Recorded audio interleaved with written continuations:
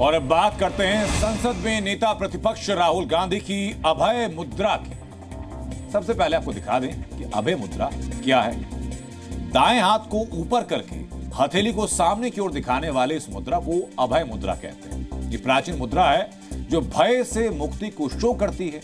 इसमें फील ये है कि बेफिक्र रहो, हमारे होते हुए आप पूरी तरीके से सुरक्षित हो।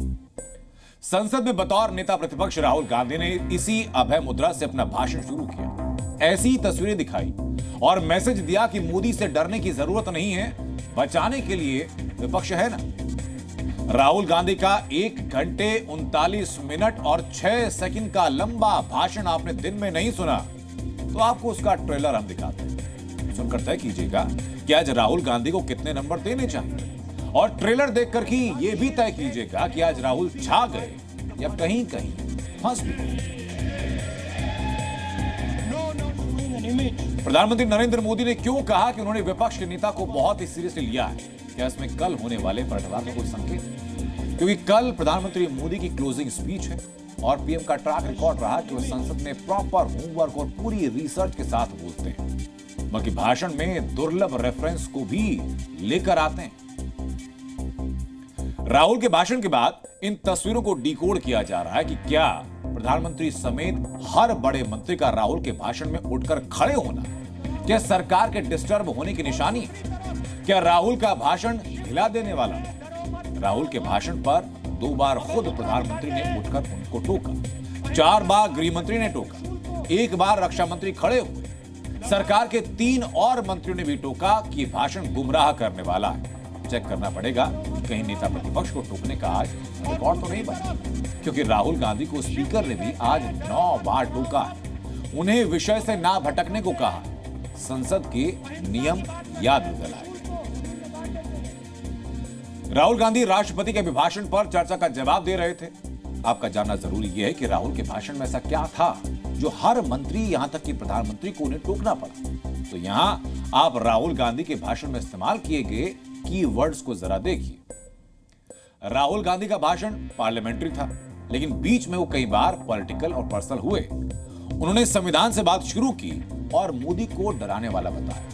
हिंदू धर्म पर आए तो सारे हिंदुओं को हिंसक बताने के आरोप में घिर गए। हिंसा अहिंसा पर बोलते हुए अयोध्या शिफ्ट हुए। 2 उद्योगपतियों का कई बार जिक्र किया। किसान एमएसपी पर आने से पहले नोटबंदी और जीएसटी के पुराने मुद्दों में चले गए। अग्निवीर पर झूठ बोलने के आरोप में घिरे। फिर स्पीकर से भिड़े कि माइक ऑफ हो जाता है, कैमरा उन्हें दिखाता नहीं। और आखिर में नीट पर आए, जिस पर कि वो सारे काम छोड़कर चर्चा करना चाहते थे। अब आप जरा वो तस्वीरें देखिए जिसे देखकर आपको राहुल गांधी को नंबर देंगे। श्री राहुल गांधी जी,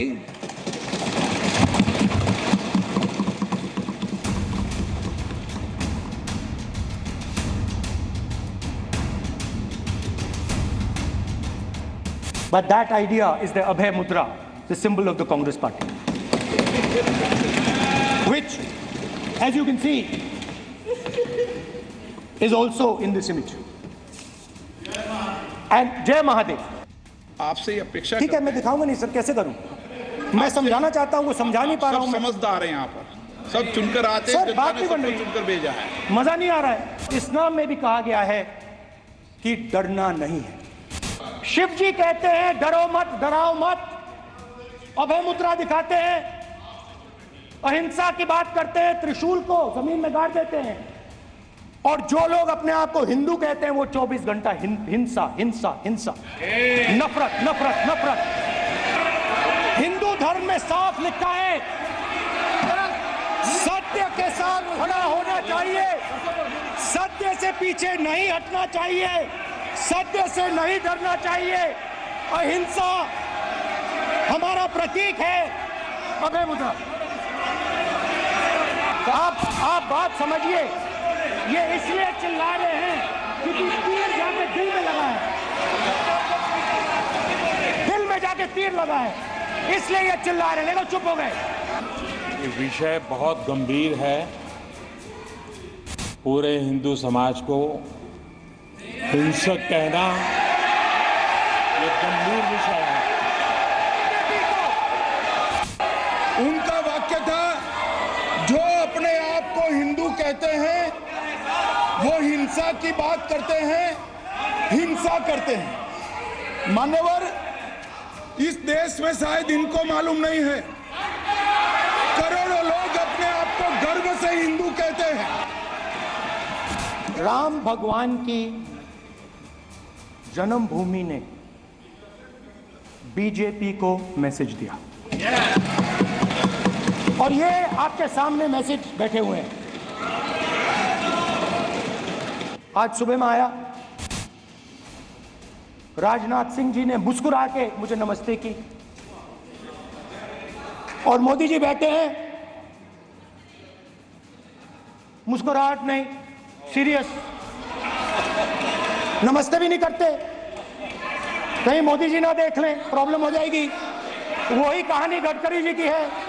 आप सदन के वरिष्ठ नेता हैं, मेरा आपसे आग्रह है कि राष्ट्रपति अभिभाषण पर डिबेट हो रही है, इसकी गरिमा, राष्ट्रपति अभिभाषण की गरिमा रखे ना। लोकतंत्र ने और संविधान ने मुझे सिखाया है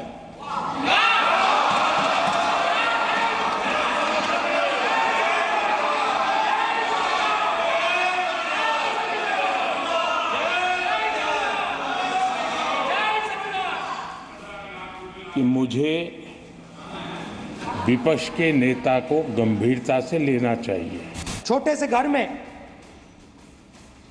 अग्निवीर शहीद हुआ, लैंडमाइन ब्लास्ट में शहीद हुआ। मैं उसे शहीद कह रहा हूं, मगर हिंदुस्तान की सरकार उसे शहीद नहीं कहती। नरेंद्र मोदी उसे शहीद नहीं कहते हैं, नरेंद्र मोदी उसे अग्निवीर कहते हैं। उस घर को पेंशन नहीं मिलेगी, उस घर को कॉम्पनसेशन नहीं मिलेगी। गलत बयानी करके सदन को गुमराह करने की कोशिश। गलत नहीं है सर, गलत नहीं है सर, देना चाहता हूं कि गलत नहीं है युद्ध के सर। दौरान अथवा सीमाओं की सुरक्षा के दौरान यदि हमारा कोई अग्निवीर का जवान शहीद होता है तो उसके 1 करोड़ रुपए की धनराशि सहायता के रूप में उसके परिवार को मुहैया कराई जाती है। उनको फैक्चुअल पोजीशन सदन पर रखनी चाहिए मान्यवर। ये सदन झूठ बोलने की जगह नहीं है मान्यवर, यह सच बोलना चाहिए। मणिपुर को आपने सिविल वॉर में डुबा दिया है। मणिपुर को आपने और आपकी योजनाओं ने, आपकी पॉलिटिक्स ने जला दिया है और आज तक हिंदुस्तान के प्रधानमंत्री मणिपुर नहीं गए हैं। आप वरिष्ठ नेता हैं, सदन के नेता होते माननीय प्रधानमंत्री जी, और हम सबको माननीय प्रधानमंत्री जी का सम्मान करना चाहिए। अंत में एक अपडेट दे दें, गृहमंत्री अमित शाह ने स्पीकर से राहुल गांधी के भाषण की जांच कराने को कहा है ताकि झूठे आरोपों पर कार्रवाई हो सके। अब कल प्रधानमंत्री की बारी है। सस्पेंस बस ये कि क्या विपक्ष मोदी को धैर्य से सुनेगा या फिर ऐसे ही टोकेगा और बीच में बायकॉट भी कर देगा। जी न्यूज़।